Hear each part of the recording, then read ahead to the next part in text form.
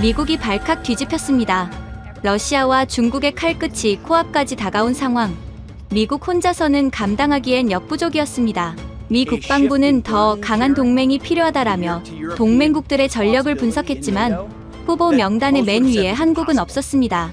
하지만 그 오만한 편견은 서해하늘에서 날아오른 단 한 발의 미사일 앞에서 와르르 무너졌습니다. 이를 직접 목격한 미국 핵물리학자는 이것이야말로 21세기 억제력의 진짜 모습이다 라며 감탄을 금치 못했습니다. 도대체 무슨 일이 있었던 걸까요? 세계 충격에 빠뜨린 대한민국 무기의 놀라운 기술력. 지금 시작합니다. 안녕하세요.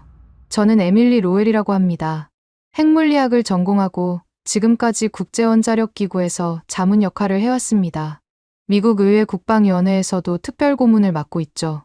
얼마 전 워싱턴 국회의 사당 지하회의실에서 긴급 청문회가 열렸습니다. 러시아가 킨잘 극초음속 미사일로 우크라이나를 공격한 직후였어요. 중국도 대만 근해에서 YJ-19라는 극초음속 무기를 시험 발사했습니다. 그날 아침부터 분위기가 심상치 않았습니다. 평소보다 일찍 도착한 의원들이 심각한 표정으로 자료를 검토하고 있었어요. 보좌관들은 분주하게 오가며 최신 정보를 업데이트했습니다.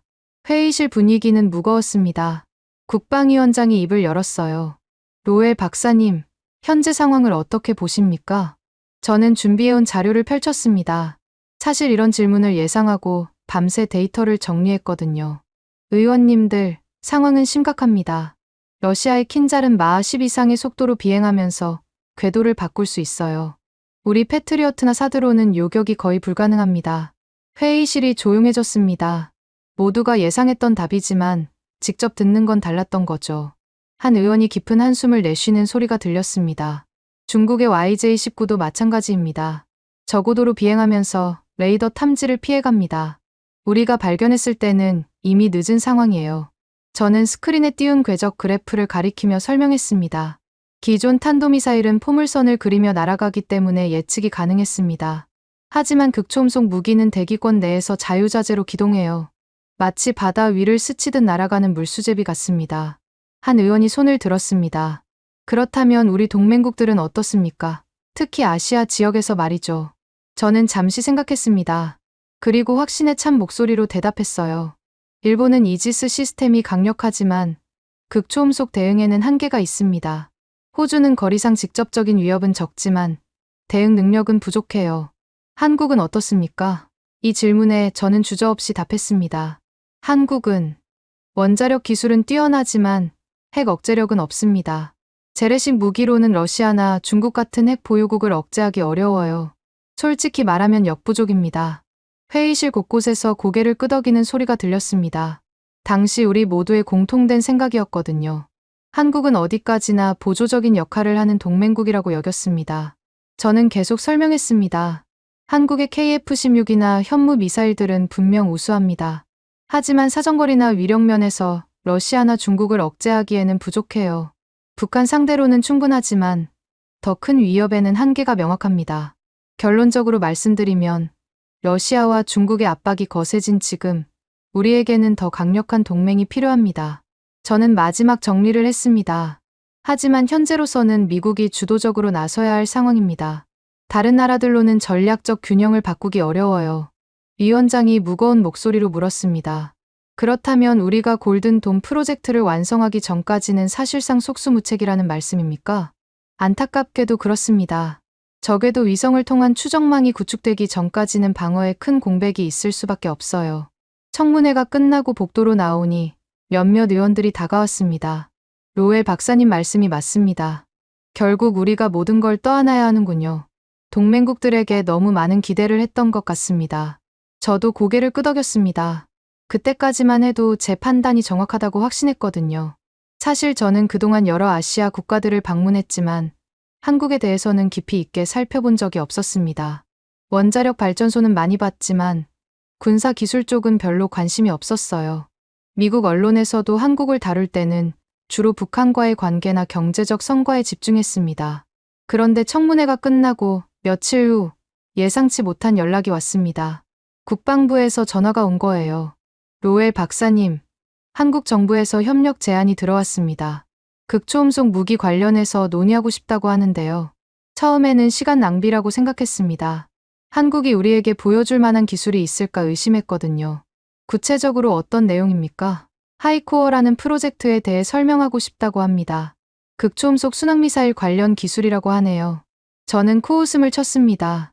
극초음속 기술이라니 러시아나 중국도 몇 년씩 걸려서 개발한 기술인데 한국이 무엇을 보여줄 수 있을까 싶었어요. 혹시 기존 미사일 개량 정도 아닙니까? 아니요. 완전히 새로운 기술이라고 주장합니다. 마하 5 이상의 속도를 구현했다고 하네요. 저는 의심스러운 표정을 지었습니다. 증명된 기술입니까? 시험 발사까지 마쳤다고 합니다. 하지만 정부에서는 가보라고 했습니다. 그래도 동맹국이니까 한번 들어보시죠. 혹시 모르잖아요. 결국 서울행 비행기 표를 받았습니다. 마음속으로는 이미 결론을 내리고 있었어요. 한국의 하이코어든 뭐든 과장된 홍보일 가능성이 높다고 생각했습니다. 비행기에 오르기 전 한국에 대한 자료를 다시 한번 훑어봤습니다. 원자력 발전 비율이 높고 조선업이 발달했다는 내용들이 대부분이었어요. 군사 기술에 대한 자료는 많지 않았습니다. 제 머릿속에는 이미 보고서의 구조가 완성되어 있었습니다. 한국의 과장된 주장과 현실적 한계라는 제목으로 말이죠. 그때 비행기 안에서 만난 사람이 있었습니다. 유럽계 방산 로비스트인 에드 포터였어요. 한국 방산업체들과 일할 일이 있어서 서울로 향한다고 했습니다. 포터와 대화하다 보니 제 생각이 더욱 확고해졌습니다. 한국의 하이코어 프로젝트 들어보셨어요? 포터가 물었습니다. 들어봤습니다. 극초음속 기술이라고 하던데요. 포터가 웃으면서 고개를 저었습니다. 크렘 엔진만으로는 한계가 있어요. 게다가 수직 발사 방식이라던데 그럼 사실상 장난감이나 다름없죠. 저는 포터의 말에 고개를 끄덕였습니다. 역시 제 예상이 맞는 것 같았어요. 아무래도 한국은 모방에는 강하지만 혁신적인 기술 개발에는 한계가 있는 것 같습니다. 포터가 덧붙였습니다. 핵승인도 받지 못한 나라가 전략 판도를 바꿀 수는 없죠. 제가 덧붙였습니다. 포터도 동의했습니다. 맞습니다. 아무리 기술이 좋다고 해도 결국 핵 억제력이 없으면 의미가 제한적이에요. 기내 서비스가 시작되면서 우리는 각자 업무에 집중했습니다. 저는 노트북을 열어 한국 관련 자료를 다시 정리했어요. 예상되는 질문들과 답변을 미리 준비하면서 이번 방문이 형식적인 절차에 불과할 거라고 생각했습니다. 비행기 창밖으로 태평양이 보였습니다. 며칠 후면 워싱턴으로 돌아와서 예상대로의 보고서를 작성하게 될 거라고 생각했어요. 한국은 여전히 보조적인 역할에 머물 수밖에 없다는 결론으로 말이죠. 그때의 제가 얼마나 오만했는지 아직은 몰랐습니다. 비행기 안에서 포터와의 대화는 계속 이어졌습니다. 식사가 나온 후에도 우리는 한국의 군사 기술에 대해 이야기했어요. 포터가 컵을 내려놓으며 말했습니다. 로엘 박사님, 솔직히 말하면 한국 업체들과 일하면서 느낀 게 있어요. 어떤 건가요? 기술력은 분명 있습니다. 하지만 혁신보다는 기존 기술을 개량하는 데 특화되어 있어요. 원천 기술 개발보다는 응용에 강하다고 할까요? 저는 고개를 끄덕였습니다. 그동안 제가 관찰한 바와 일치하는 내용이었거든요. 하이코어도 마찬가지일 겁니다. 포터가 확신에 찬 목소리로 말했어요. 크렘 엔진 기술은 이미 공개된 자료들을 바탕으로 한 거죠. 게다가 수직 발사라니 극초음속에서는 비효율적인 방식입니다. 저는 메모장에 적었습니다. 한국 하이코어는 기존 기술 조합이고 과장 가능성이 높다는 내용이었어요. 그런데 시험 발사는 했다고 하던데요. 제가 물었습니다. 포터가 비웃듯 말했습니다. 시험 발사와 실전 배치는 다른 문제죠. 몇 초간 날아가는 것과 실제 작전에서 사용하는 것은 차원이 달라요. 맞습니다. 실험실에서의 성공이 곧바로 실용화로 이어지지는 않으니까요. 포터가 덧붙였습니다. 더구나 한국은 F-15K 같은 기존 전투기에 탑재한다고 하던데 그럼 사실상 장난감 수준이죠. 기내에서 나눈 이런 대화들이 제 선입견을 더욱 굳혔습니다. 저는 노트북을 열어 보고서 초안을 작성하기 시작했어요. 한국의 극초음속 무기 개발 현황과 한계라는 제목을 적었습니다. 그리고 주요 내용을 정리했어요. 첫째, 기존 기술의 조합에 불과할 가능성이 높다. 둘째, 실전 배치까지는 상당한 시간이 소요될 것이다. 셋째, 핵 억제력 부재로 전략적 의미는 제한적이다. 넷째, 과도한 홍보로 인한 기대치 관리가 필요하다. 포터가 제 화면을 힐끗 보더니 말했습니다. 정확한 분석이네요. 저도 비슷하게 생각합니다. 사실 이런 결론은 서울에 가기 전부터 예상했어요. 제가 솔직하게 말했습니다. 그럼 왜 굳이 가시는 겁니까? 동맹국에 대한 예의죠. 들어보기라도 해야 나중에 보고서를 쓸 때 공정했다고 할 수 있으니까요. 포터가 고개를 끄덕였습니다. 현명한 접근이네요. 형식적인 절차라도 밟아야 하는 거군요. 그렇습니다. 게다가 한국도 나름대로 노력은 하고 있으니까 그 부분은 인정해줘야 하죠. 포터가 웃으며 말했습니다. 하지만 결국 현실은 현실이니까요. 미국이나 러시아, 중국 수준의 기술은 아닐 테고 비행기가 착륙하기 전 저는 이미 머릿속으로 보고서의 구조를 완성했습니다. 한국의 주장을 객관적으로 검토한 후 현실적인 한계를 지적하는 방식으로 말이죠. 기내 안내 방송이 나왔습니다. 잠시 후 인천국제공항에 착륙하겠습니다. 포터가 말했습니다. 로엘 박사님, 좋은 출장 되시기 바랍니다. 저도 한국 업체들과 미팅이 있어서 며칠 더 머물 예정이에요. 고맙습니다. 서로 정보 공유하죠. 인천공항에 도착했을 때도 제 생각은 변하지 않았습니다. 공항에서 저를 맞이한 한국 측 관계자들은 정중했지만 뭔가 과도하게 자신 있어 보였어요. 로엘 박사님, 멀리서 오시느라 고생하셨습니다. 마중 나온 외교부 관계자가 인사했습니다. 고맙습니다. 하이코어 프로젝트에 대해 관심이 많습니다. 저는 외교적으로 대답했어요. 내일 국방과학연구소에서 상세한 브리핑을 준비해 놓았습니다. 분명 놀라실 겁니다. 그 말을 들으며 저는 속으로 생각했습니다. 놀라기는 글쎄, 예상 범위 내일 텐데. 호텔로 가는 차 안에서도 관계자는 계속 하이코어를 자랑했습니다. 마 5를 넘는 속도를 달성했습니다. 세계에서 몇 안 되는 국가만 가진 기술이죠. 그렇군요. 대단하네요. 저는 정중하게 들었지만 내심 의심스러웠습니다. 마 5 정도는 러시아나 중국도 이미 달성한 수준이었거든요. 게다가 실험실에서의 성공과 실제 무기와는 전혀 다른 문제였어요. 특히 우리만의 독창적인 발사 방식을 개발했습니다. 기존의 수직 발사와는 완전히 다른 방법이에요. 이 말을 듣고도 저는 여전히 의심스러웠습니다. 발사 방식을 바꾼다고 해서 근본적인 기술 장벽이 해결되는 건 아니니까요. 호텔에 도착해서 짐을 풀며 포터에게 문자를 보냈습니다. 예상대로 과장이 심한 것 같다고 내일 브리핑에서 확인해보겠다고 했어요. 포터의 답장이 금방 왔습니다. 자기도 한국 업체 미팅이 있으니 서로 정보 공유하자는 내용이었어요. 그날 밤 저는 한국의 군사 기술에 대한 자료를 다시 검토했습니다. KF-X 전투기, 현무 미사일 시리즈, 천궁 방공 시스템 등 분명 인상적인 성과들이었지만 대부분 기존 기술을 개량한 것들이었어요. 조선업에서 보여준 것처럼 한국은 기존 기술을 완성도 높게 구현하는 데 뛰어났습니다. 하지만 완전히 새로운 패러다임을 만들어내는 혁신은 드물었어요. 하이코어도 마찬가지일 것이라고 저는 확신했습니다. 다음 날 아침 국방과학연구소로 향하는 길에서도 제 생각은 바뀌지 않았습니다. 오히려 더욱 굳어졌어요. 택시 기사도 하이코어에 대해 들어봤다며 자랑스러워했습니다. 우리나라도 이제 대단한 무기를 만든다면서요? 미국이나 중국 못지않은 거라던데. 이런 반응들을 보며 저는 생각했습니다. 국민들까지 과도한 기대를 하고 있네. 실망시키기 싫어서 더 과장하는 건 아닐까? 연구소 정문에 도착했을 때 경비가 삼엄했습니다. 신분증을 확인하고 여러 단계의 보안 검색을 거쳤어요. 이런 모습들이 오히려 의심을 키웠습니다. 정말 대단한 기술이라면 이렇게 과시할 필요가 있을까 싶었거든요. 로비에서 기다리는 동안 벽에 걸린 여러 무기 시스템들의 사진을 봤습니다. 현무 미사일, 천궁, 해성 등의 모습들이었어요. 분명 훌륭한 무기들이지만 모두 방어적 성격이거나 단거리용이었습니다. 결국 한반도 내에서만 유효한 무기들이지 전략적 균형을 바꿀 만한 수준은 아니었어요. 그때 한 관계자가 다가왔습니다. 로엘 박사님, 안녕하세요. 오늘 브리핑을 담당할 박윤서입니다. 박윤서는 생각보다 젊어 보였습니다. 하지만 악수할 때의 눈빛은 매우 진지했어요. 하이코어 프로젝트에 대해 많은 관심을 가져주셔서 감사합니다. 박윤서가 말했습니다. 저도 기대가 큽니다. 저는 외교적으로 대답했어요. 사실 기대보다는 의심이 더 컸지만요. 오늘 보시게 될 내용들은 아마 놀라우실 겁니다. 지금까지 공개된 정보들과는 차원이 다르거든요. 박윤서의 자신 있는 모습을 보며 저는 생각했습니다. 과연 어떤 걸 보여줄까? 화려한 모형이나 시뮬레이션 정도겠지. 특히 해외에 잘못 알려진 정보들이 많아서 오늘 정확한 사실을 말씀드리고 싶습니다. 잘못 알려진 정보라니 뭔가 변명거리를 준비해둔 것 같았어요. 브리핑룸으로 향하면서도 제 마음속에는 이미 결론이 내려져 있었습니다.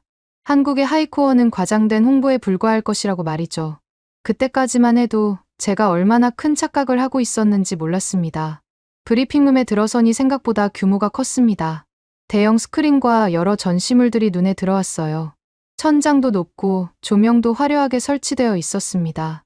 하지만 가장 먼저 시선을 끈 건 한쪽 구석에 놓인 하이코어 모형이었습니다. 먼저 전시관을 둘러보시겠습니까?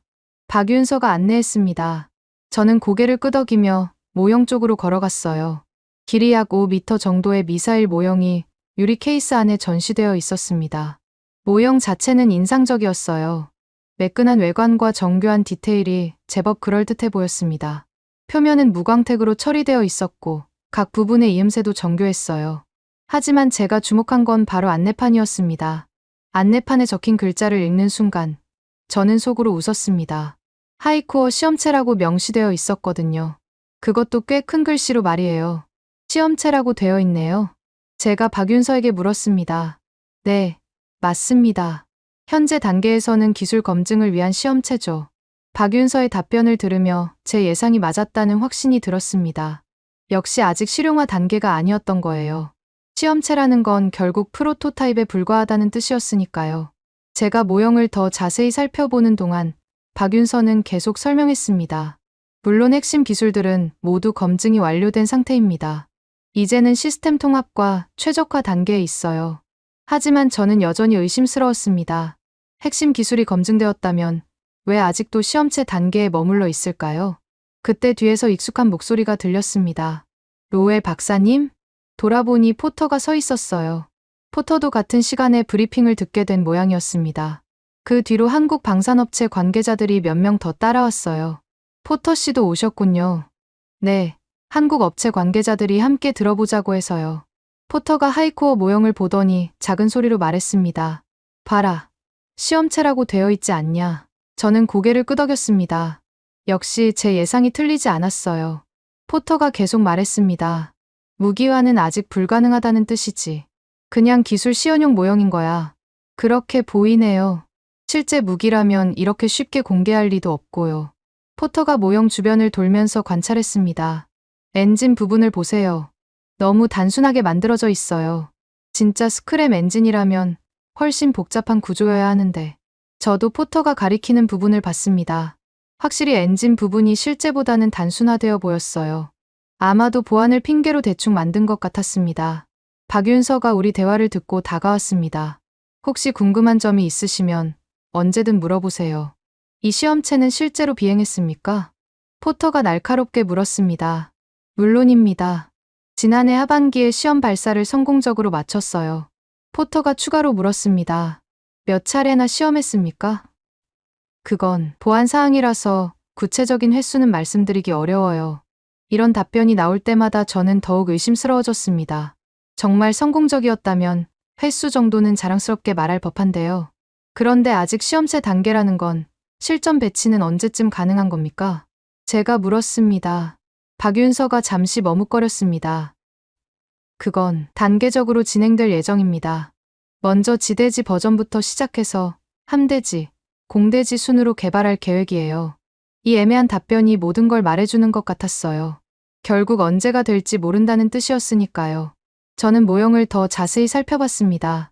외관은 그럴듯했지만 역시 실물이 아닌 전시용 모형이었어요. 재질도 플라스틱인지 복합 재료인지 구분하기 어려웠습니다. 실제 무기라면 이렇게 쉽게 공개할 리도 없고요. 포터가 제게 속삭였습니다. 로웰 박사님, 저기 보시면 엔진 부분이 단순화되어 있어요. 실제 스크램 엔진의 복잡성을 제대로 반영하지 못한 것 같습니다. 저도 그 부분을 유심히 봤습니다. 포터 말이 맞았어요. 진짜 극초음속 엔진이라면 훨씬 복잡한 구조여야 했습니다. 연소실, 흡입구, 노즐 등의 구조가 너무 단순했어요. 게다가 크기도 실제보다 축소된 것 같네요. 포터가 덧붙였습니다. 진짜 극초음속 미사일이라면 이것보다 훨씬 커야 할 텐데. 박윤서가 우리 대화를 의식한 듯 말했습니다. 이건 전시용 모형이라 실제와는 다른 부분들이 있습니다. 보안상의 이유로 일부러 단순화한 거예요. 그 말을 듣고도 저는 여전히 의심스러웠습니다. 보안을 핑계로 대충 만든 건 아닐까 싶었거든요. 러시아나 중국이 자국의 극초음속 무기를 공개할 때와는 확연히 달랐어요. 전시관을 더 둘러보니 다른 무기 시스템들도 있었습니다. 현무 미사일 시리즈, 천궁 방공 시스템, KSSM 등 모두 한국이 자랑하는 무기들이었어요. 하지만 이들은 모두 검증된 그리고 사거리가 제한된 무기들이었습니다. 현무2B는 사거리가 300km, 현무3은 800km 정도였어요. 북한을 상대로는 충분하지만 중국이나 러시아를 억제하기에는 부족했습니다. 하이코어와는 차원이 다른 기술이 필요한 거였죠. 다른 무기들과 비교해서 하이코어의 특징은 뭡니까? 제가 물었습니다. 박윤서가 설명했습니다. 기존 탄도미사일들과 달리 대기권 내에서 기동이 가능합니다. 그리고 속도도 훨씬 빠르고요. 구체적으로 어느 정도의 속도입니까? 포터가 물었습니다. 마 5 이상입니다. 박윤서가 답했습니다. 저는 속으로 생각했습니다. 마 5 이상이라는 표현이 애매하네. 정확한 수치를 말하지 않는 건 아직 목표치에 도달하지 못했다는 뜻일까? 포터도 비슷한 생각이었던지 물었습니다. 최고 속도는 어느 정도까지 가능합니까? 그건 기밀 사항이라서. 박윤서가 말을 흐렸습니다. 이런 답변들을 들으며 저는 점점 확신을 갖게 되었습니다. 역시 과장된 부분이 많구나.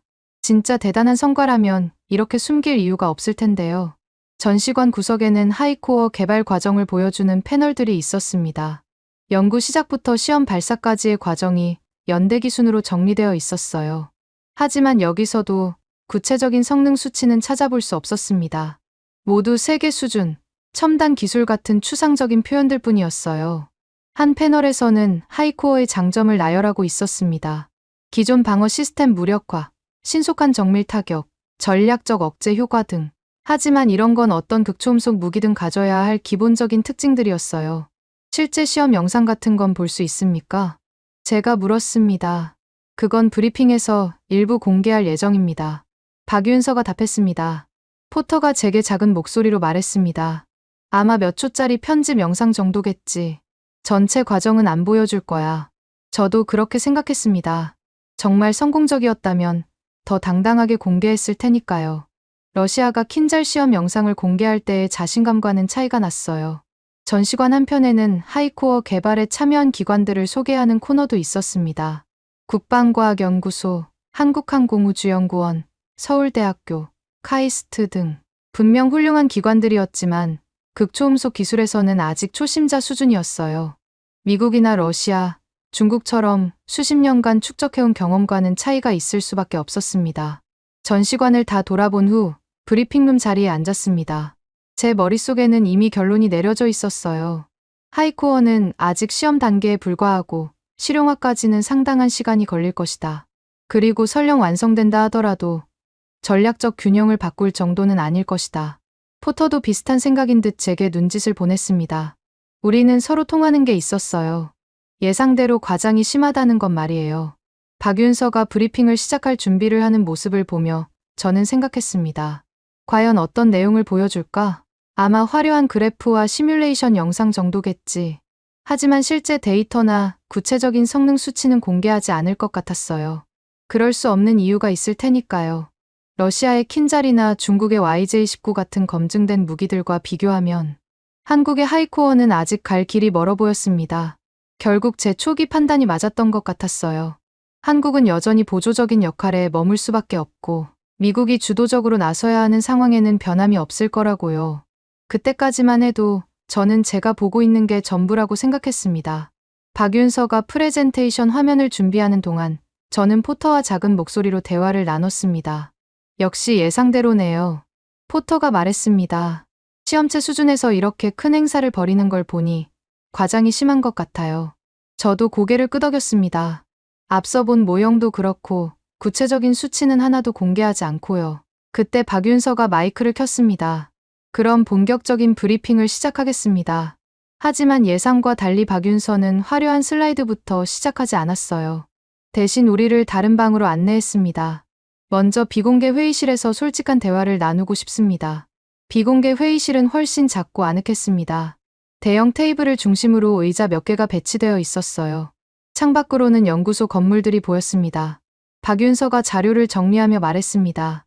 로엘 박사님, 포터님, 먼저 현재 상황부터 정리해보죠. 스크린에 세계 지도가 나타났습니다.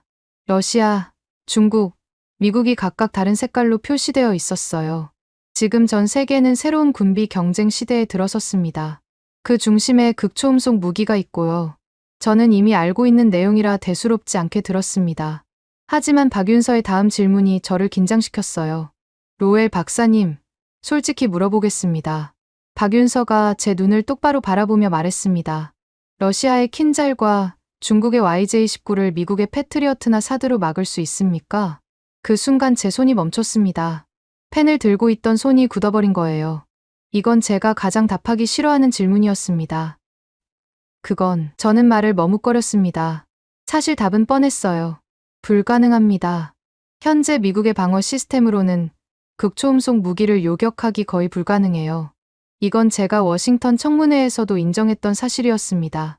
하지만 한국에서, 그것도 한국 관계자 앞에서 이런 걸 인정하기는 싫었어요. 미국의 약점을 드러내는 것 같았거든요. 박윤서가 제 침묵을 읽고 부드럽게 말했습니다. 어려운 질문이었나요? 그럼 제가 먼저 말씀드리죠. 스크린에 새로운 그래프가 나타났습니다. 극초음속 무기의 비행 패턴과 기존 방어 시스템의 탐지 범위를 비교한 자료였어요. 극초음속 무기는 마하 5 이상의 속도로 저고도를 비행합니다. 레이더 지평선 때문에 탐지 시간이 극도로 짧아져요. 박윤서가 그래프의 한 지점을 가리켰습니다. 킨잘의 경우 탐지부터 착탄까지 채 1분이 걸리지 않습니다. 요격 미사일을 발사할 시간적 여유가 없어요. 포터가 불편한 듯 자리에서 몸을 움직였습니다. 이런 이야기는 듣고 싶지 않았던 모양이에요. 하지만 박윤서는 계속했습니다. 더 큰 문제는 궤도 변경입니다. 탄도미사일과 달리 극초음속 무기는 비행 중에 경로를 바꿀 수 있어요. 요격 미사일이 목표를 잃게 됩니다. 저는 할 말이 없었습니다. 모든 게 사실이었거든요. 이건 미국 국방부 내부에서도 골치 아픈 문제로 여겨지고 있었어요. 그래서 미국이 골든돔 프로젝트를 추진하는 거 아닙니까? 제가 반박했습니다. 맞습니다. 박윤서가 고개를 끄덕였어요. 하지만 골든돔이 완성되려면 언제까지 걸릴까요? 새로운 슬라이드가 나타났습니다. 골든돔 프로젝트의 일정표였어요. 위성만 구축만 해도 최소 5년은 걸립니다. 지상시설 연동까지 고려하면 10년은 좋게 걸리겠죠. 저는 그 숫자를 보고 깜짝 놀랐습니다. 생각보다 훨씬 오래 걸리는 거였어요. 박윤서가 테이블에 몸을 기댔습니다. 그럼 그 10년 동안은 어떻게 하실 겁니까? 러시아와 중국이 가만히 기다려줄까요? 이 질문에는 정말 답할 말이 없었습니다. 현실적으로 미국 혼자서는 어려운 상황이었어요. 동맹국들의 도움이 필요하다는 말씀입니까? 제가 물었습니다. 정확합니다. 박윤서의 눈빛이 진지해졌어요. 하지만 어떤 동맹국이어야 할까요? 일본의 이지스 시스템으로는 한계가 있습니다. 호주는 너무 멀고요. 박윤서가 지도에서 한반도를 가리켰습니다. 여기를 보세요. 한반도의 지정학적 위치입니다. 중국과 러시아를 동시에 견제할 수 있는 최적의 위치에 있어요. 저는 그 지도를 보면서 인정할 수밖에 없었습니다. 한반도의 위치는 정말 전략적이었어요. 중국의 동쪽 해상 진출로를 막고 러시아의 남하를 견제할 수 있는 위치였습니다. 하지만 한국의 현재 무기 체계로는 제가 말하려던 순간 박윤서가 손을 들어 제지했습니다. 바로 그 부분입니다. 박윤서가 말했습니다. 한국이 지금까지 보여준 무기들은 모두 방어적이거나 단거리용이었어요. 하지만 이제는 다릅니다.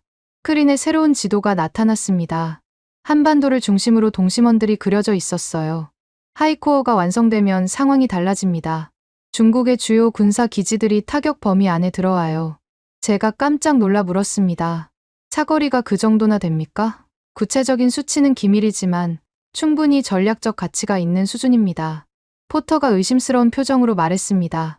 하지만 아직 시험체 단계 아닙니까? 실제 배치까지는. 박윤서가 포터를 바라보며 말했습니다. 포터님, 시험체라고 해서 기술이 없다는 뜻은 아닙니다. 핵심 기술은 이미 검증이 끝났어요. 박윤서가 다시 저를 바라봤습니다. 로엘 박사님, 솔직히 말씀해주세요. 지금 미국이 가장 필요로 하는 건 무엇입니까? 저는 잠시 생각했습니다. 정말 솔직하게 답해야 할까요? 동맹국들과의 책임 분담입니다. 결국 저는 솔직하게 답했습니다. 미국 혼자 모든 걸 떠안기에는 부담이 너무 커요. 바로 그겁니다. 박윤서가 테이블을 가볍게 두드렸어요. 미국의 골든돔이 완성되기 전까지 그 공백을 메울 동맹이 필요합니다. 박윤서가 일어서서 창밖을 바라보며 말했습니다. 한국이 그 구간을 맡겠습니다. 그 말을 들은 순간 저는 뭔가 다른 느낌을 받았습니다. 지금까지 들어본 한국 관계자들의 말과는 달랐어요. 과장이나 허풍이 아니라 진짜 자신감처럼 들렸거든요. 정말 그게 가능합니까? 제가 물었습니다. 박윤서가 저를 돌아보며 미소를 지었습니다. 말로는 부족하겠죠. 직접 보여드리겠습니다. 그때까지만 해도 저는 여전히 의심스러웠습니다. 하지만 뭔가 다른 이야기가 시작될 것 같은 예감은 들었어요. 박윤서의 눈빛에서 제가 지금까지 본 한국 관계자들과는 다른 무언가를 느꼈습니다. 진짜 확신 같은 건 말이에요. 그럼 이제 진짜 이야기를 시작해보겠습니다. 박윤서가 말했습니다. 저는 펜을 다시 들었습니다. 하지만 이번에는 비판적인 메모를 적을 준비가 아니라 정말로 무언가를 배울 준비를 하고 있었어요. 제 마음속에 처음으로 의문이 생겼습니다. 혹시 내가 한국을 너무 과소평가한 건 아닐까? 박윤서가 다시 브리핑룸으로 우리를 안내했습니다. 이번에는 분위기가 달랐어요. 조명이 어두워지고 대형 스크린이 켜졌습니다. 마치 영화관에 온 것 같은 느낌이었어요. 이제 진짜 하이코어를 보여드리겠습니다. 박윤서가 말했습니다. 스크린에 복잡한 데이터들이 나타나기 시작했어요. 처음에는 뭔지 알아보기 어려웠습니다. 숫자들과 그래프들이 빠르게 움직이고 있었거든요. 실시간으로 변하는 수치들이 마치 살아있는 것 같았어요. 이건 실제 시험 발사 때의 텔레메트리 데이터입니다. 박윤서가 설명했습니다. 제가 깜짝 놀라 물었습니다. 실제 데이터요? 저는 지금까지 이런 민감한 자료를 외국인에게 공개하는 나라를 본 적이 없었어요. 네, 편집하지 않은 원본입니다. 포터도 놀란 표정으로 스크린을 바라봤어요. 이런 데이터를 공개하는 건 매우 이례적인 일이었거든요. 보통은 보안상 절대 외부에 보여주지 않는 자료들이었어요. 러시아도 중국도 이 정도까지는 공개하지 않았습니다. 잠깐, 이거 정말 공개해도 되는 자료입니까? 포터가 걱정스럽게 물었습니다. 물론입니다. 보여드려야 할 것들만 선별했어요. 박윤서가 자신 있게 답했습니다. 스크린에서 카운트다운이 시작됐습니다. 19, 8, 7점, 마치 실제 발사 상황을 보는 것 같았어요. 제 심장도 카운트다운에 맞춰 빨라지기 시작했습니다. 84, 박윤서의 목소리와 함께 화면이 바뀌었습니다. 첫 번째로 보인 건 거대한 화염이었어요. 일단 부스터가 점화되는 장면이었습니다. 화염의 크기가 정말 어마어마했어요. 일단은 우주발사체 계열 부스터입니다. 박윤서가 설명했어요. 강력한 추진력으로 목표 고도까지 올려보냅니다. 데이터 창에서 고도와 속도가 빠르게 증가하고 있었습니다. 5km, 10km, 15km. 속도도 마하 1, 마하 2, 마하 3으로 계속 올라갔어요. 저는 숨을 죽이고 지켜봤습니다. 이런 상세한 데이터를 본 건 처음이었거든요. 미국의 시험 발사 때도 이 정도로 자세한 정보는 공개하지 않았어요. 추진력이 생각보다 강하네요. 제가 중얼거렸습니다. 한국의 우주 발사체 기술을 응용한 겁니다. 박윤서가 자랑스럽게 말했어요. 화면 구석에는 발사대의 모습도 보였어요. 제가 예상했던 수직 발사대가 아니었습니다. 경사진 발사대였어요. 발사대가 경사져 있네요. 포터가 놀라며 말했습니다. 네, 경사 발사 방식입니다. 수직 발사보다 효율적이에요. 저는 이전에 들었던 정보와 다르다는 걸 깨달았습니다. 분명 수직 발사라고 했었는데. 일단 분리, 화면에서 부스터가 떨어져 나가는 모습이 보였습니다. 마치 로켓 발사를 보는 것 같았어요. 그 순간 2단이 점화됐어요. 2단은 KTSSM 계열입니다. 더욱 정밀한 가속을 담당해요. 데이터 창의 숫자들이 더욱 빠르게 변하기 시작했습니다. 고도 20km, 속도 마하 4점. 포터가 제게 속삭였습니다. 로엘 박사님, 저 데이터들이 진짜라면 저도 같은 생각이었어요. 만약 조작되지 않은 실제 데이터라면 이건 예상보다 훨씬 인상적인 성과였습니다. 가속도를 보세요. 박윤서가 다른 그래프를 가리켰습니다. 매우 안정적입니다. 정말로 그래프가 매끄럽게 상승하고 있었어요. 불안정한 진동이나 급격한 변화 없이 일정하게 올라갔습니다. 2단 임무 완료. 수평 비행 전환. 박윤서가 외쳤습니다. 화면에서 미사일의 궤적이 바뀌는 게 보였어요. 수직으로 올라가던 것이 수평으로 방향을 틀었습니다. 이 전환 과정이 정말 인상적이었어요. 이제부터가 진짜입니다. 박윤서가 긴장된 목소리로 말했어요. 그때 새로운 표시등이 켜졌습니다. 램 스크램 통합 엔진 점화라는 글씨가 나타났어요. 화면 속에서 미사일 뒤쪽에 푸른 빛의 화염이 보이기 시작했습니다. 지금까지 본 것과는 전혀 다른 색깔이었어요. 마치 제트 엔진보다도 더 뜨거워 보였습니다. 드디어 극초음속 엔진이 작동하기 시작합니다. 데이터 창의 속도 숫자가 급격히 뛰기 시작했어요. 마하 4마하, 5마하 5점. 제 심장이 빠르게 뛰기 시작했습니다. 정말로 마하 5를 넘어서고 있었거든요. 이건 제가 상상했던 수준을 훨씬 넘어서는 성과였어요. 포터의 얼굴이 창백해졌습니다. 이건 진짜네요. 포터의 목소리가 떨리고 있었어요. 마하 5.8, 마하 5점. 제가 펜을 꽉 쥐고 있는 것도 모르고 화면을 응시했습니다. 과연 마하 6까지 도달할 수 있을까? 그리고 드디어 그 숫자가 나타났습니다. 마하 6.0, 목표 속도 달성. 박윤서가 소리쳤습니다. 동시에 고도 표시등도 깜빡였. 23km. 저는 의자에 푹 앉아버렸습니다. 마하 6의 고도 23km라니. 이건 러시아의 킨잘과 맞먹는 성능이었어요. 아니, 어떤 면에서는 더 나을 수도 있었습니다. 이게 정말 한국에서 개발한 겁니까? 제가 믿을 수 없다는 듯 물었습니다. 네, 순수 국내 기술입니다. 박윤서가 자랑스럽게 답했어요. 화면에서 미사일은 계속 수평으로 날아가고 있었습니다. 바다 위를 스치듯 지나가는 모습이었어요.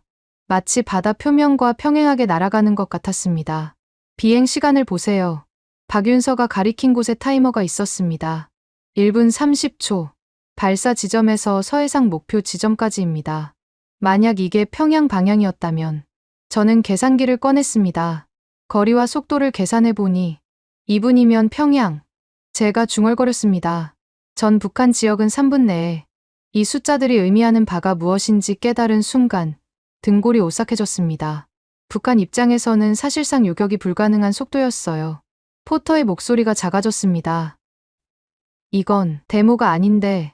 포터도 이제야 상황의 심각성을 깨달은 것 같았어요. 화면에서 미사일은 목표 지점에 정확히 도달했습니다. 데이터 창에 임무 완수라는 메시지가 떴어요. 정확도까지 완벽했던 거였습니다. 박윤서가 조명을 다시 켰습니다. 이상입니다. 브리핑룸에 정적이 흘렀습니다. 저와 포터는 아무 말도 할 수 없었어요. 너무 놀라서 말이 나오지 않았습니다.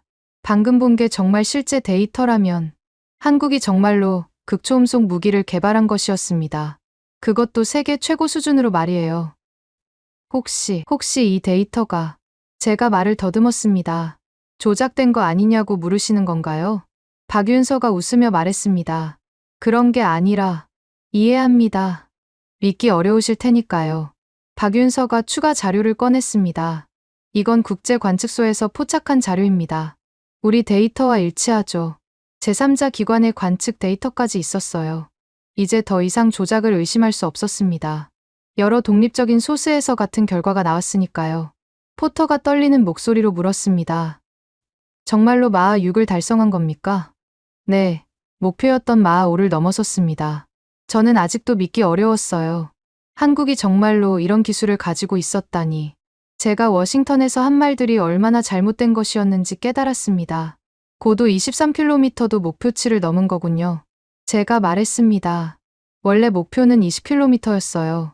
예상보다 좋은 결과가 나왔습니다.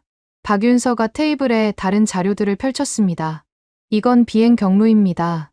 보시다시피 완전히 수평으로 비행했어요. 경로 그래프를 보니 정말 놀라웠습니다. 처음에는 수직으로 올라갔다가 어느 순간부터는 완전히 수평으로 바뀌었어요. 마치 바다 표면을 따라 날아가는 것 같았습니다. 이 고도에서는 레이더 탐지가 거의 불가능합니다. 박윤서가 설명했어요. 저는 그제야 깨달았습니다. 이게 정말로 요격 불가능한 무기라는 것을. 미국의 방어 시스템으로도 막기 어려운 무기였어요. 패트리어트로 요격할 수 있을까요? 포터가 물었습니다. 박윤서가 고개를 저었어요. 불가능합니다. 탐지부터 착탄까지의 시간이 너무 짧아요. 저는 계속 데이터들을 보면서 생각했습니다. 만약 이게 정말이라면 한국이 러시아나 중국과 맞먹는 극초음속 무기를 가진 게 되는 거였어요. 그동안 제가 한국을 얼마나 과소평가했는지 깨달았습니다. 시험체라고 해서 우습게 본 제 자신이 부끄러웠어요. 언제 다음 시험이 예정되어 있습니까? 제가 물었습니다. 그건 비밀입니다만. 박윤서가 잠시 생각하더니 말했어요.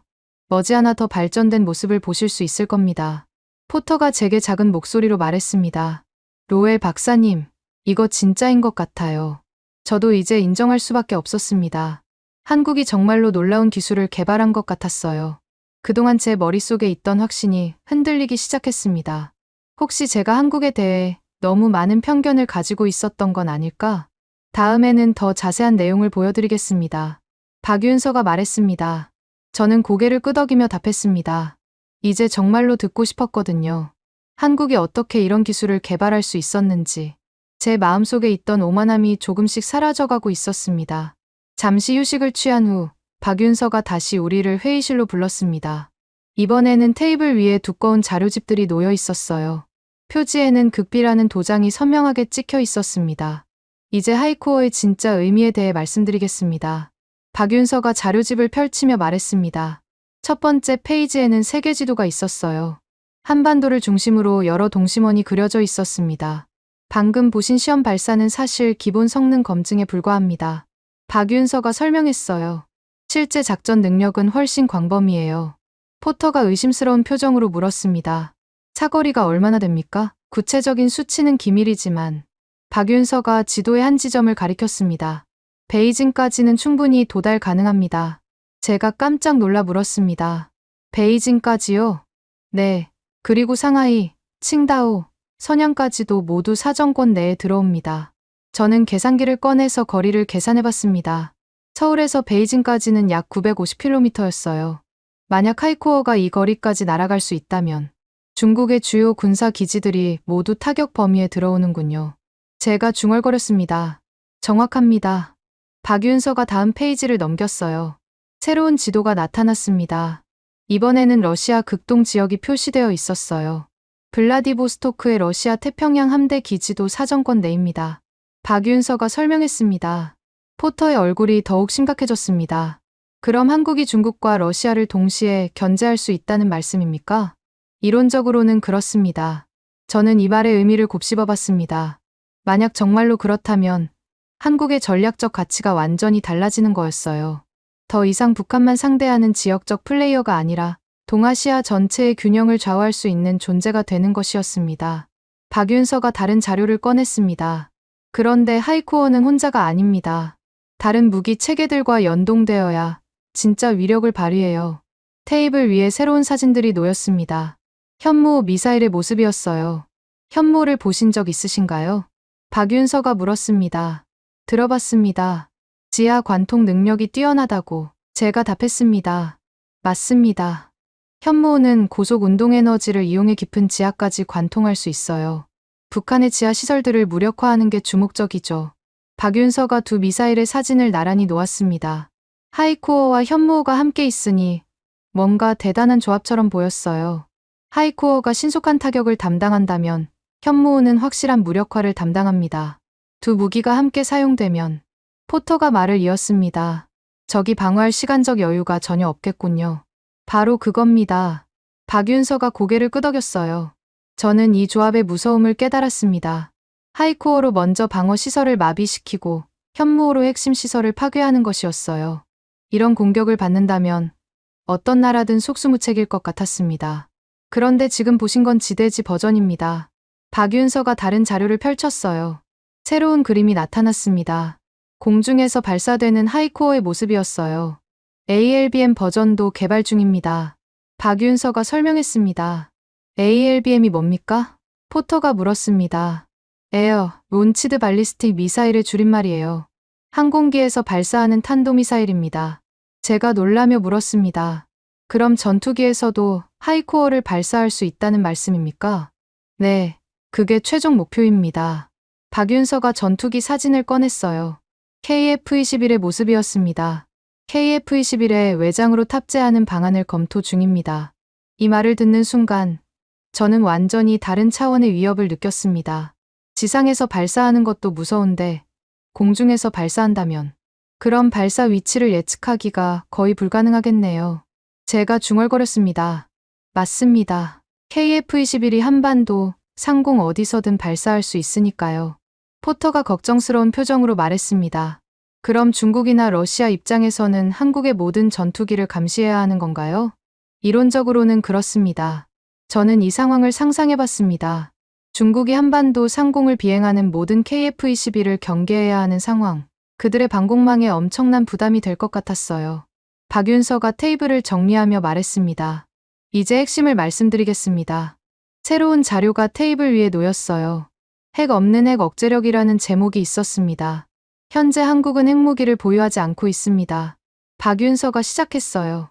하지만 하이코어와 현무호가 완성되면 상황이 달라집니다. 어떻게 달라진다는 말씀입니까? 제가 물었습니다. 현존하는 방어 시스템으로는 요격이 거의 불가능한 속도와 궤도입니다. 박윤서가 단호하게 말했습니다. 탄두만 얹으면 억제력의 성격이 완전히 달라져요. 이 말을 듣는 순간 저는 등골이 오싹해졌습니다. 핵탄두를 장착한 하이코어라니 그건 정말 무시무시한 무기가 될 것 같았어요. 물론 현재로서는 재래식 탄두만 사용합니다. 박윤서가 덧붙였습니다. 하지만 기술적으로는 말을 끝내지 않았지만 의미는 분명했어요. 언제든 핵탄두를 장착할 수 있다는 뜻이었습니다. 포터가 떨리는 목소리로 물었습니다. 그럼 한국이 사실상 핵 억제력을 갖게 되는 건가요? 핵무기는 아니지만 억제 효과는 비슷할 겁니다. 저는 이제야 하이코어의 진짜 의미를 깨달았습니다. 이건 단순한 무기가 아니라 전략적 게임 체인저였어요. 한국이 중국이나 러시아와 대등한 협상력을 갖게 되는 수단이었습니다. 중국이나 러시아가 한국을 함부로 대할 수 없게 되는군요. 제가 말했습니다. 그렇습니다. 그들도 한국의 보복을 두려워하게 될 거예요. 박윤서가 마지막 자료를 꺼냈습니다. 동아시아 전체의 세력 균형을 보여주는 도표였어요. 미국의 골든돔이 완성되기 전까지 이 지역의 균형을 유지하는 건 한국의 몫입니다. 저는 처음으로 한국을 러시아나 중국까지 억제할 수 있는 카드로 바라보게 되었습니다. 더 이상 보조적인 동맹국이 아니라 핵심적인 전략 파트너로 말이에요. 한국이 정말로, 제가 말을 머뭇거렸습니다. 정말로 이 지역의 게임 체인저가 될 수 있겠군요. 이미 되었다고 봐야죠. 박윤서가 자신 있게 답했습니다. 포터도 이제 완전히 표정이 바뀌어 있었어요. 처음에 회의적인 모습은 온데간데 없었습니다. 로웰 박사님. 박윤서가 저를 바라보며 말했습니다. 이제 미국이 혼자가 아닙니다. 한국이 함께하겠습니다. 그 말을 듣는 순간 제 마음속에 있던 마지막 의심도 사라졌습니다. 한국이 정말로 믿을 만한 파트너가 될 수 있다는 확신이 들었어요. 아니, 파트너가 아니라 이미 그 이상의 존재가 되어 있었습니다. 미국이 가장 필요로 하는 동맹국이 되어 있었어요. 제 머릿속에서 한국에 대한 모든 평가가 바뀌고 있었습니다. 박윤서가 브리핑을 계속 이어갔습니다. 이번에는 테이블 위에 여러 두꺼운 폴더들을 쌓기 시작했어요. 각각 다른 기관의 로고가 찍혀 있었습니다. 지금까지 말로만 설명했으니 이제 문서로 확인해 보시죠. 박윤서가 첫 번째 폴더를 열었습니다. 이건 국방과학연구소의 공식 시험 보고서입니다. 표지에는 ADD 극초음속 무기 기술 검증 보고서라고 적혀 있었어요. 저는 보고서를 받아들고 첫 페이지를 펼쳤습니다. 상세한 기술 데이터들이 빼곡히 적혀 있었어요. 최고 속도 마하 6.0, 순항 고도 23km, 비행 시간 152초. 모든 숫자들이 앞서 본 영상과 정확히 일치했습니다.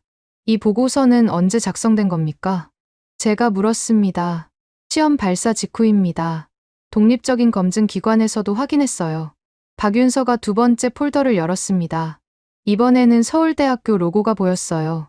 서울대 항공우주공학과에서도 별도로 분석했습니다. 박윤서가 설명했습니다. 폴더 안에는 복잡한 공식들과 그래프들이 가득했어요. 대학교 수준의 엄밀한 분석이었습니다. 포터가 서울대 보고서를 들여다보며 말했습니다. 이 계산들 정말 정교하네요. 항공우주공학과 교수진들이 직접 참여했습니다. 박윤서가 자랑스럽게 말했어요. 저는 보고서의 결론 부분을 읽어봤습니다. 하이코어 시스템은 설계 목표를 모두 달성했으며 세계 최고 수준의 극초음속 기술을 구현했다고 적혀 있었어요. 세 번째 폴더가 열렸습니다. 이번에는 카이스트였어요. 카이스트 연구진들도 독립적으로 검증 작업에 참여했습니다. 카이스트 보고서는 더욱 기술적이었어요. 엔진 연소 효율, 공기역학적 특성, 재료 공학적 분석까지 모든 면에서 꼼꼼하게 검토한 흔적이 보였습니다. 이 모든 기관들이 같은 결론에 도달했다는 말씀입니까? 제가 물었습니다. 네, 세 기관 모두 하이코어의 성능을 확인했습니다. 박윤서가 네 번째 폴더를 꺼냈어요. 이번에는 한국의 주요 방산업체 로고들이 보였습니다. 하나시스템, LI진엑스원, KAI 등 주요 방산업체들도 개발에 참여했어요. 민간 기업들의 참여까지 확인되니 이제 정말 의심할 여지가 없었습니다. 이 정도 규모의 협력 체계라면 조작이나 과장은 불가능했어요. 그때 박윤서가 중요한 말을 꺼냈습니다. 그런데 해외에 잘못 알려진 정보들이 많아서 이 기회에 정정하고 싶습니다. 포터가 관심을 보이며 물었습니다. 어떤 정보들 말씀입니까? 우선 엔진 방식부터 잘못 알려져 있어요. 박윤서가 기술 자료를 펼쳤습니다.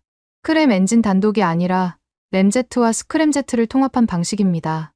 저는 깜짝 놀랐어요. 분명히 포터가 스크램 엔진 단독이라고 했었는데 램 스크램 통합 엔진이요?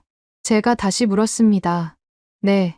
속도에 따라 램제트와 스크램제트가 자동으로 전환됩니다. 훨씬 효율적이에요. 포터의 얼굴이 굳어졌습니다. 자신이 잘못된 정보를 가지고 있었다는 걸 깨달은 것 같았어요. 발사 방식도 마찬가지입니다. 박윤서가 계속했어요. 수직 발사가 아니라 경사 발사입니다. 앞서 영상에서 보셨듯이요. 이것도 포터가 확신했던 내용과 달랐어요. 포터는 점점 말이 없어지고 있었습니다. 탑재 기종도 잘못 알려져 있어요. 박윤서가 전투기 사진을 꺼냈습니다. F-15K가 아니라 KF-21에 탑재할 예정입니다. 이제 포터는 완전히 침묵했어요. 자신이 알고 있던 정보들이 모두 틀렸다는 걸 깨달았기 때문이었습니다. 저는 이 상황이 얼마나 심각한지 깨달았습니다. 우리가 가진 정보가 이렇게 부정확했다니. 정보 수집 자체에 문제가 있었던 거였어요. 박윤서가 추가 자료를 보여줬습니다. 사거리에 대해서도 잘못된 추정이 많아요. 실제로는 훨씬 광범위합니다. 새로운 지도가 나타났습니다. 한반도를 중심으로 그려진 원이 생각보다 훨씬 컸어요. 베이징, 상하이는 물론이고 심지어 일본의 주요 도시들까지도 사정권에 들어옵니다. 제가 계산해보니 사거리가 1500km는 좋게 되는 것 같았어요. 이 정도면 정말 전략급 무기였습니다. 정확도는 어느 정도입니까? 제가 물었습니다. CEP 10m 이내입니다. 박윤서가 답했습니다. CEP 10m라는 건 절반의 미사일이 목표점에서 10m 이내에 떨어진다는 뜻이었어요. 이 정도면 정밀 타격이 가능한 수준이었습니다. 저는 메모장을 덮고 펜을 내려놓았습니다. 더 이상 비판적으로 분석할 필요가 없었어요. 모든 데이터가 한국의 주장을 뒷받침하고 있었으니까요. 포터는 아예 말을 하지 않고 있었습니다. 처음에 자신만만한 모습은 온데간데 없었어요. 박윤서가 마지막 폴더를 꺼냈습니다. 이건 국제학회에서 발표할 예정인 논문입니다. 표지를 보니 Journal of Strategic Weapons Technology라는 저명한 학술지였어요. 여기에 논문이 실린다면 국제적으로 공인받는 것이나 마찬가지였습니다. 심사 과정은 어떻습니까? 제가 물었습니다. 이미 1차 심사를 통과했어요. 올해 말쯤 게재될 예정입니다. 국제학술지의 엄격한 심사를 통과했다는 것은 기술의 신뢰성을 보장하는 것이었어요. 더 이상 한국의 주장을 의심할 이유가 없었습니다. 저는 조용히 노트를 덮었습니다. 그리고 솔직하게 인정했어요. 우리가 한국을 과소평가했습니다. 박윤서가 놀란 표정으로 저를 바라봤어요. 아마 이런 솔직한 인정을 예상하지 못했던 것 같았습니다. 저를 포함해서 미국의 많은 전문가들이 한국의 기술력을 잘못 판단했어요. 제가 계속 말했습니다. 포터도 조용히 고개를 끄덕였어요. 더 이상 반박할 근거가 없었으니까요. 사실 처음에는 과장이나 허풍이라고 생각했습니다. 제가 솔직하게 털어놓았어요. 하지만 이 모든 자료들을 보니 박윤서가 겸손하게 말했습니다. 이해할 만합니다. 한국도 그동안 이런 기술을 공개한 적이 없었으니까요. 저는 정말 부끄러웠어요. 핵물리학 전문가라고 자부했지만 편견 때문에 정확한 판단을 하지 못했던 거였습니다. 앞으로는 한국을 다른 시각으로 봐야겠네요. 제가 말했습니다. 테이블 위에 쌓인 모든 보고서들을 다시 보니 한국의 기술력이 정말 대단해 보였어요. ADD, 서울대, 카이스트, 방산업체들이 모두 참여한 국가적 프로젝트였습니다. 포터가 드디어 입을 열었습니다. 제가 알고 있던 정보들이 모두 틀렸네요. 정보 수집에 한계가 있었던 것 같습니다. 박윤서가 이해한다는 듯 말했어요. 저는 이제 완전히 생각을 바꿨습니다. 한국은 더 이상 보조적인 동맹국이 아니었어요. 미국과 어깨를 나란히 할 수 있는 기술력을 가진 파트너였습니다. 이런 기술을 가진 나라가 우리 동맹이라는 게 정말 다행이네요. 제가 진심으로 말했습니다. 박윤서도 미소를 지으며 답했습니다. 한국도 미국과의 협력을 소중히 생각합니다. 모든 자료들을 정리하며 저는 생각했습니다. 이제 워싱턴에 돌아가서 완전히 다른 보고서를 써야 할 것 같았어요. 한국을 과소평가한 제 이전 판단을 완전히 뒤집어야 했습니다. 제 머릿속에서 한국에 대한 모든 평가가 바뀌고 있었습니다. 이제 진짜 존경하게 되었어요. 서울에서의 마지막 밤이었습니다. 호텔 방에서 저는 노트북을 켜고 보고서 작성을 시작했어요. 하지만 키보드 앞에서 한참을 멈춰 서 있을 수밖에 없었습니다. 어떻게 써야 할까요? 며칠 전까지만 해도 한국의 과장된 주장과 현실적 한계라는 제목으로 보고서를 준비했었는데 제목부터 완전히 바꿔야 했습니다. 결국 새로운 제목을 적었어요. 대한민국의 극초음속 무기 개발과 전략적 함의 첫 문단을 쓰기 시작했습니다. 본 보고서는 한국의 하이코어 프로젝트에 대한 현지 조사 결과를 바탕으로 작성되었다. 기존의 평가와 달리 한국의 극초음속 무기 기술은 예상을 훨씬 뛰어넘는 수준에 도달해 있다. 문장 하나하나를 쓸 때마다 제 마음이 복잡했어요. 며칠 전에 제 자신을 부정하는 것 같았거든요. 하지만 사실은 사실이었습니다. 저는 계속 타이핑했어요. 특히 마하 6의 순항 속도와 23km의 비행, 고도는 현존하는 어떤 방어 시스템으로도 요격이 거의 불가능한 수준이다. 이 문장을 쓰면서도 믿기 어려웠어요. 정말 한국이 이런 기술을 가지고 있다니. 다음 날 인천공항에서 포터를 다시 만났습니다. 포터도 완전히 달라진 표정이었어요. 어깨가 축 처진 채로 무거운 발걸음을 하고 있었습니다. 로엘 박사님, 어떻게 보고서를 쓰실 예정입니까? 포터가 조심스럽게 물었습니다. 사실대로 써야죠. 우리가 틀렸다고요. 저는 솔직하게 답했습니다. 저도 제 회사에 완전히 다른 보고를 해야 할 것 같습니다. 포터가 한숨을 쉬며 말했어요. 특히 스크램 엔진이나 발사 방식에 대해 완전히 잘못된 정보를 가지고 있었네요. 우리 모두 그랬어요. 정보 수집 자체에 한계가 있었던 것 같습니다. 비행기 안에서 저는 계속 보고서를 작성했습니다. 한국에서 본 모든 것들을 정리하면서 제 생각이 얼마나 바뀌었는지 깨달았어요. 특히 박윤서가 보여준 자료들을 다시 생각해보니 정말 체계적이었어요. ADD, 서울대, 카이스트까지 참여한 검증 과정은 그 어떤 나라도 따라하기 어려운 수준이었습니다. 워싱턴에 도착한 후 첫 번째 할 일은 국방부 브리핑이었습니다. 회의실에는 고위 관계자들이 모여 있었어요. 평소보다 참석자가 많았습니다. 로엘 박사님, 한국 방문은 어땠습니까? 국방차관이 물었습니다. 저는 잠시 침묵했습니다. 어떻게 시작해야 할까 고민했어요. 이들도 저와 비슷한 선입견을 가지고 있을 테니까요. 결론부터 말씀드리면 우리가 한국을 완전히 잘못 평가했습니다. 회의실이 조용해졌습니다. 모두가 예상하지 못한 답변이었거든요. 한국의 하이코어는 과장이 아닙니다. 실제로 마하 6 고도 23km를 달성했어요. 한 관계자가 놀라며 물었습니다. 정말입니까? 확실한 겁니까?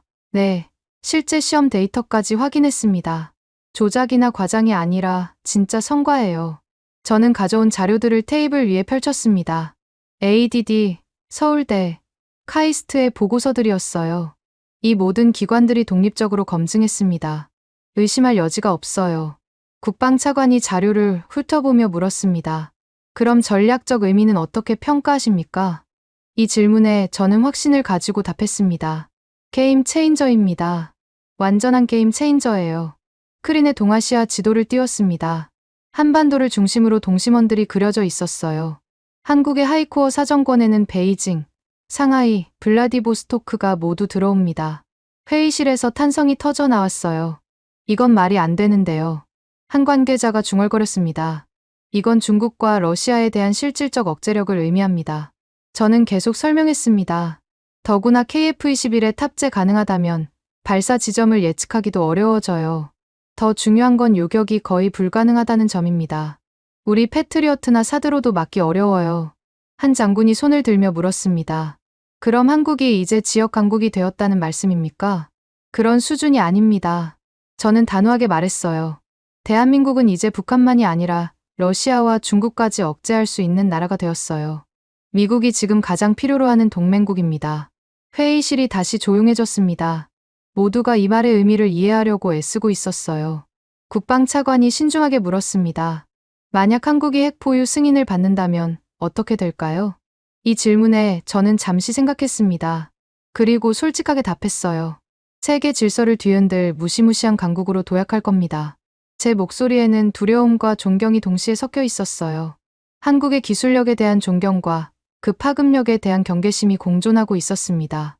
핵탄두를 장착한 하이코어를 상상해보세요. 저는 계속 말했습니다. 요격 불가능한 극초음속 핵미사일이 됩니다. 그 순간 한국은 완전히 다른 차원의 국가가 되는 거예요. 한 관계자가 걱정스럽게 물었습니다. 그럼 우리에게는 위협이 될 수도 있는 거 아닙니까? 아닙니다. 저는 고개를 저었어요. 한국은 우리 동맹국이에요. 오히려 우리에게는 최고의 파트너가 될 겁니다. 저는 골든돔 프로젝트 일정표를 꺼냈습니다. 우리 골든돔이 완성되려면 최소 10년은 걸립니다. 그 공백기에 한국이 동아시아를 책임질 수 있어요. 국방차관이 관심을 보이며 물었습니다. 구체적으로 어떤 방식으로 말입니까? 책임 분담입니다. 저는 새로운 지도를 보여줬어요. 태평양을 2개 구역으로 나누는 겁니다. 서태평양은 한국이, 동태평양은 미국이 담당하는 방식으로요. 이 제안을 들은 회의실의 분위기가 확연히 달라졌어요. 모두가 진지하게 검토하기 시작했습니다. 한국이 중국의 해상 진출을 견제하고 우리는 태평양 전체를 안정적으로 관리하는 거예요. 저는 구체적으로 설명했습니다. 특히 대만 해협이나 남중국해에서 중국의 도발이 있을 때 한국의 하이코어가 강력한 억제 효과를 발휘할 수 있어요. 한 장군이 고개를 끄덕이며 말했습니다. 그럴듯한 전략이네요. 우리 혼자 모든 걸 떠안기에는 부담이 너무 컸거든요. 무엇보다 한국은 신뢰할 수 있는 동맹국입니다. 저는 강조했어요. 민주주의 국가이고 미국과 가치를 공유하고 있어요. 이런 파트너를 찾기는 쉽지 않습니다. 또 다른 관계자가 질문했습니다. 하지만 한국이 이런 강력한 무기를 가지게 되면 독자적인 행동을 할 위험은 없을까요? 그 부분은 긴밀한 협력으로 해결해야 할 문제입니다. 저는 신중하게 답했어요. 오히려 한국을 우리와 더 가깝게 묶어두는 것이 중요해요. 회의가 끝난 후 국방차관이 저를 따로 불렀습니다. 로엘 박사님, 정말 확신하십니까? 네, 완전히 확신합니다. 저는 주저없이 답했어요. 제가 직접 보고 확인한 내용들입니다.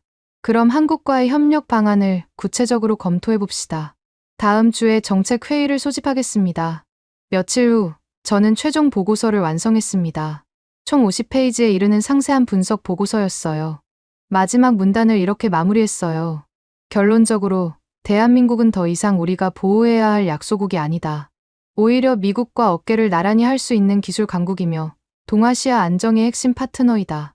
특히 골든돔 프로젝트 완성 이전까지는 한국의 하이코어가 이 지역 균형 유지의 핵심 역할을 할 것으로 예상된다. 핵 승인만 떨어진다면 한국은 세계 질서 재편의 주역으로 부상할 것이다. 보고서를 제출한 후 곧바로 새로운 회의 일정이 잡혔어요. 제목은 한미 태평양 분담 구역 설정 방안이었습니다.